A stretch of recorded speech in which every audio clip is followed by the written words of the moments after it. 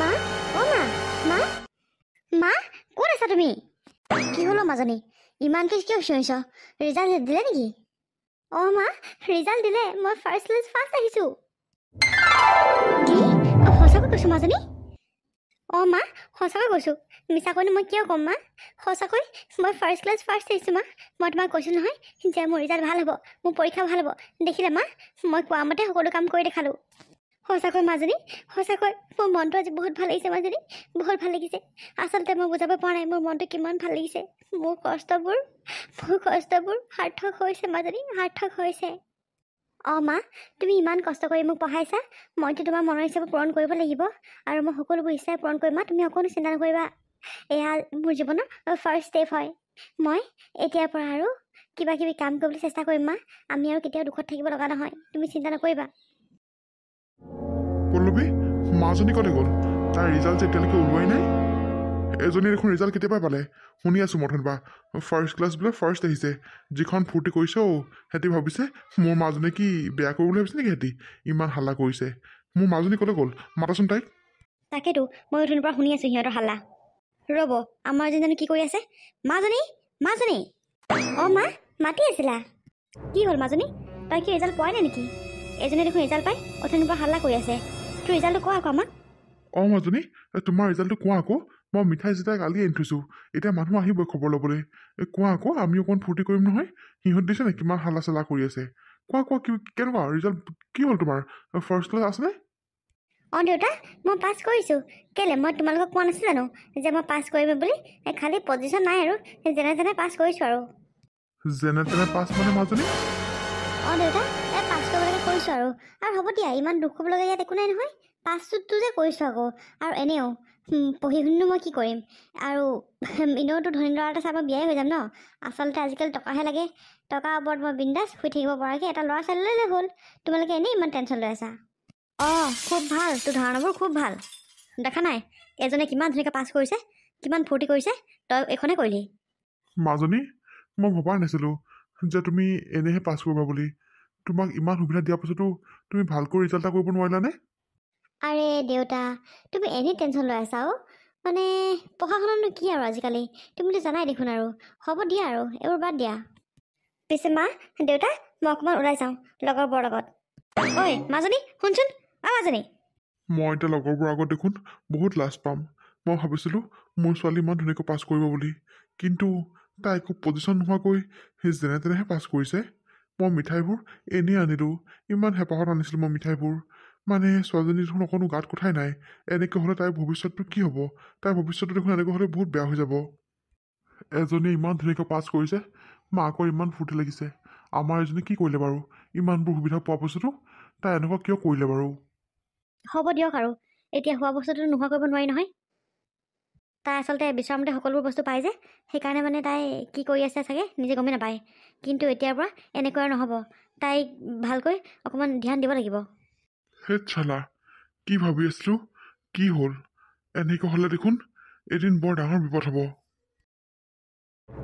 ঐ নিভাৰাণী ঘৰত আছেনে ঐ নবৌ আছেনে ঘৰত কি হ'ল আপোনালোকে এনেকৈ ইমান কিয় চিঞৰি আছে নাজানে নেকি এইটো সময়ত যে মানুহ শুই থাকে বুলি আই বোৱাৰী তোমাৰ আকৌ এইটো কেনেকুৱা ব্যৱহাৰ মানুহৰ ঘৰলৈ মানুহ আহিলেনো এনেকুৱা কথা কয়নে এনেকৈ নকয় আৰু কেনেকৈ ক'ম লোকৰ ঘৰত আহি পেলাই ইমান হাল্লা কৰে নেকি বোৱাৰী আমি তোমাৰ ওচৰত অহা নাই নহয় আমি প্ৰতিমা আৰু নিভা ওচৰলৈ আহিছোঁ যাৰ ওচৰলৈকে নাহক ঘৰখনতো একেটাই এইখনে আমাৰ মূল দুৱাৰ সিহঁতৰ ঘৰ বেলেগ আমাৰ ঘৰ বেলেগ নহয় এনেকৈ যে আহি পেলাই হাল্লা কৰি আছেহি আমাৰ মাজত মানে আপোনাৰ টোপনি ভাঙিলে নে কিনো মোৰ টোপনি ভাঙিলে মানুহৰ ঘৰলৈ আহিলে অকণমান চাই চিতি পেলাই আহিব সময়বোৰ বাইদেউ মালা আৰু দেখোন হয় চকাই আহক বহকি আহক ভিতৰতে যাওঁ নাযাওঁ তাকে চিন্তা কৰি আছোঁ আমি বোলে অহা টাইমটো অকণ বেয়া হ'ল বেলেগ মানুহবোৰ বোলে শুবলৈ লৈছিলে আমি আহি পেলাই বোলে টোপনি ক্ষতি কৰিলোঁ তাকেহে চিন্তা কৰিছোঁ এতিয়া ভিতৰলৈ যাওঁ নে একেবাৰে ঘৰলৈ যাওঁগৈ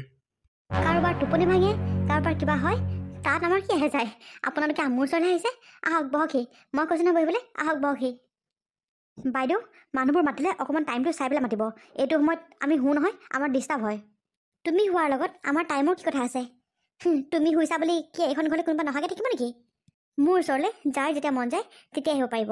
এইখন ঘৰ অকল তোমাৰে নহয়, ইয়াত সমান মোৰো অধিকাৰ আছে। আৰু পল্লৱী, মানুহৰ আগত এই কাজিয়া লগা পৰিৱেশটো সৃষ্টি নকৰিবা। আজি ইমান ভাল দিন, মোৰ এই ভাল দিনত মোৰ মুডটো বেয়া কৰিবলৈ মন নাই। বৰ একেবাৰে ভাল দিন, বৰ যে একেবাৰে পাছ কৰি দেখাইছে। ডাঙৰ বোৱাৰী এইজনী দেখোন আচলজনীয়ে। অঁ কাইদেউ, এইবোৰ কথা নধৰিবা আৰু। আহক আহক, বহক আহকচোন। তহঁতৰ এজনীৰ কাৰণে একেবাৰে আহিবলৈ মন নাযায় আমাৰ, গম পাওঁনে? পিছে তাই জীয়েকৰ ৰিজাল্ট ভাল নহ'ল নেকি? পাছ কৰিলে মানে বৰ ভালকৈও পাছ কৰা নাই আৰু পজিশ্যন নাই একো, সেইকাৰণে ইমান খঙত একেবাৰে টিঙি তোলা হৈ আছে। অঁ সেইটোহে কথা। পিছে তাইক যি লাগে বোলে তাকেই দিয়ে, একো বোলে অভাৱত থাকিবলৈ দিয়া নাই। তথাপিও তাই জীয়েকে ইমান ৰিজাল্ট বেয়া কৰিলেনে? সেইকাৰণে সকলো বস্তুক লৈ মানুহে কেতিয়াও অহংকাৰ কৰিব নালাগে। ভগৱান আছে নহয়, ভগৱানে সকলো চাই থাকে। চালা, মোৰ এই পৰীক্ষা দিয়া মোৰ যিটো অৱস্থা, মালা তোক কি ক'ম আৰু মই। এই বাইদেউ জানেই সকলোবোৰ কথা, এতিয়া এইবোৰ বখলা মিলিলে আৰু ঢেৰ কথা ওলাবগে। পিছে আহ বহি আহ। আহ মালা, বহোংগে আহ। বলক। পিছে প্ৰতিমা, নিভা ক'লে গ'ল? মাত আকৌ তাইক। অঁ ৰ'ব তাইক মাতিছে ৰ'ব। মাজনী, অঁ মাজনী, আহচোন বাহিৰলৈ ওলাই আহ। কোন আহিছে চাই আহ। অঁ ঢেৰ মানুহ দেখোন। বৰমা, মালা পেহী, হৰ্ষ বৰ্তা বহিছে। অঁ আকৌ বহিছোঁ মাজনী, বহিছোঁ। তোৰ খবৰটো পাই বৰ ভাল লাগিল হেৰৌ। ঘৰত একেবাৰে ৰৈ থাকিবই নোৱাৰিলোঁ, বোলো যাওঁচোন এই ছোৱালীজনীৰ ওচৰলৈ গৈ পেলাই খবৰটো কৰি আহোঁগৈ। সেই বুলি আহিলোঁ পাই। ভালে কৰিলে আকৌ বৰ্তা, ভালে কৰিলে। সঁচাকৈ মাজনী, তোৰ ৰিজাল্টটো পাই বৰ ভাল লাগিছে। গোটেই গাঁওখনলৈ তই সুনাম কঢ়িয়াই আনিলেও আই। বৰমা, আপুনি হয়তো সেইটো সময়ত সহায় নকৰা হ'লে মই চাগে আজি পৰীক্ষা দিবলৈ নাপালোহেঁতেন। আপোনাকো বহুত বহুত ধন্যবাদ দিছোঁ বৰমা। আজি মোৰ এই সাফল্যত আপোনাৰ ইয়াত অংশীদাৰ আছে। হয় নেকি মাজনী? আকৌ বৰমা, এনেকৈ আৰু চবেই কথাই পাতি থাকিম নেকি? বাইদেউ, পাৰ্টি খুৱাওক আকৌ। বহক বহক, আপোনালোক বহকচোন দেই, মই খাবলৈ কিবা এটা যোগাৰ কৰোঁগৈ। ঠিক আছে যাওক। এইবোৰহে ছোৱালী, ইমান অভাৱত থাকিও ইমান ভাল ৰিজাল্ট কৰিছে। ভগৱান, ইহঁতক চকু মেলি চাবা আৰু। দেখিছাই নহয় কিমান কষ্ট কৰিছে ইহঁতি। হয় দেই, ছোৱালীজনী বৰ কষ্ট কৰিছে পাই। আৰু এইও প্ৰতিমাও ধেমালি কষ্ট কৰা নাই। প্ৰভু, ইহঁতক সঁচাকৈ মংগল কৰিবা আৰু। বৰ জীয়েকজনী কিবা পাছ কৰিছে, ঠাহনিয়ে পৰা নাই মাকে। ইমানকৈ শাস্তি দিয়াৰ পিছত, ইমানকৈ কষ্ট দিয়াৰ পিছত তাই ইমান ভাল ৰিজাল্ট কেনেকৈ কৰিলে বাৰু? মইতো সেইটো ভাবি আচৰিত হৈছোঁ। পৰীক্ষা ফৰ্ম ফিল আপ কৰিবলৈ আমি পইচা নিদিলোঁ, তথাপিও তাই ক'ৰবাৰ যোগাৰ কৰি হ'লেও পৰীক্ষাটো দিলে। পঢ়িবলৈ তেনেকৈ সময় নাপায়। মই দেখোন ইটো সিটো কামত অনবৰত লগাই থাকোঁ, তথাপিও তাই ইমান ভাল ৰিজাল্ট কেনেকৈ কৰিলে বাৰু? আৰু মোৰজনী ইমান আৰামত থাকিও ইমান ভাল ৰিজাল্ট এটা কৰিব নোৱাৰিলে, যেনে তেনে পাছ কৰিছে। বাপেকৰ নাক কাণ গোটেইকেইটা কাটিলে আৰু। ইমান অভাৱ পাই, ইমান তাই মানসিক অশান্তিত থাকিও ইমান ধুনীয়াকৈ পাছ কৰিছে, বৰ আচৰিত কথা। কিন্তু আমাৰ এজনী আকৌ ওলাই গ'লেই, ভালকৈ পাছো কৰা নাই, তথাপিও লাজ চাজ একো পোৱা নাই, চিধা ওলাই গৈছে। তাই আহক আজি, আহিলে মই ঠিকছে দিম তাইক। ইমান ভালকৈ থাকিবলৈ পায়ো, ইমান আৰামত ৰাখিও ৰিজাল্ট এয়াহে কৰিলে। যিটোকে বিচাৰে বাপেকে সেইটোকে দিয়ে। মই মনে মনে হ'লেও দিওঁ হেৰৌ, কিন্তু তাই যে এনেকুৱা কৰিব ভবাই নাছিলোঁ। মা, ইয়াত এনেকুৱা কি চিন্তা কৰি আছা তুমি? তোৰ আহিবলৈ সময় হ'ল নাপায় ঘৰলৈ? কি হ'ল মা, ইমান খঙত কিয় আছা তুমি? কি গোন্ধাইছে মাজনী? তোৰ মুখৰ পৰা মই সদায় এইটো গোন্ধই পাওঁ। তই কি খাই আহ কচোন? ওলাই গৈ তই কি খাই আহ? সঁচা কথা ক তই আজি। তই আজি মোক সঁচা কথা ক'বই লাগিব। কি খাইছিলো মা? একো নাই খোৱা, মই এনেই লগৰকেইটাৰ লগতহে ওলাই গৈছিলোঁ, একো খাই অহা নাই। মিছা নামাতিবি, সদায় সদায় মিছা মাতি মাতি মাতি নিজৰ জীৱনটো বৰবাদ কৰিছে নহয় চালা। এজনী ইমান ধুনীয়াকৈ পাছ কৰিছে আৰু তই ইমান সুবিধা পোৱাৰ পিছতো কি কৰিলি বাৰু তই? এটাতো পজিশ্যন লৈ কিবা এটা পাছ কৰিব পাৰ তই? একো পজিশ্যন নাই, যেন তেনেকৈ পাছ কৰিছ। দেউতাই কিমান লাজ পাইছে তই গম পাইছনে? আৰে মা হ'ব দিয়াচোন, কিনো ৰিজাল্টৰ লগত লাগি আছে নহয়। ইমান ভালকৈ পাছ কৰিনো তাই কি কৰিব? চাম নহয় তাই কি কৰিব। এনেও লোকৰ ঘৰত হাজিৰা কৰিব লাগিব। হাজিৰা তাই কৰে নে কোনে কৰে সেয়া সময়তহে ওলাব। কিন্তু তোৰ এইবোৰ স্বভাৱ মই সদায় সদায় বহুত বেয়া পাইছোঁ। তই কি খাবলৈ লৈছ মাজনী? তোৰ মুখৰ পৰা বহুত বেয়া গোন্ধ ওলাইছে। নাই অ' মা, একো খাই অহা নাই। এইবোৰ কথাত তুমি এনেই মাথা মাৰি থাকিব নালাগে। ব'লা, মোক খাবলৈ কিবা এটা দিবা। চব গম পাইছোঁ মাজনী, যে তই লাহে লাহে তই কি হ'বলৈ গৈ আছ, তই কিমান বেয়া হৈ গৈ আছ, চব গম পাইছোঁ মই। এইবোৰ চব মোৰে ভুল। তোক লাই দি এতিয়া মই পস্তাইছোঁ।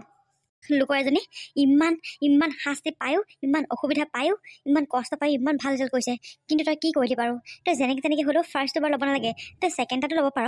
কি কৰিলি বাৰু? দেউতাই কিন্তু মনত বহুত দুখ পাইছে মাজনী, বহুত দুখ পাইছে। আৰে মা হ'বচোন দিয়া, তাই ভাল ৰিজাল্ট কৰি একো ৰিজাল্ট ফালিব নোৱাৰে, বাদ দিয়া এইবোৰ। মই ফ্ৰেছ হওঁগৈ, তুমি খাবলৈ কিবা এটা ৰেডি কৰাকৈ যোৱা।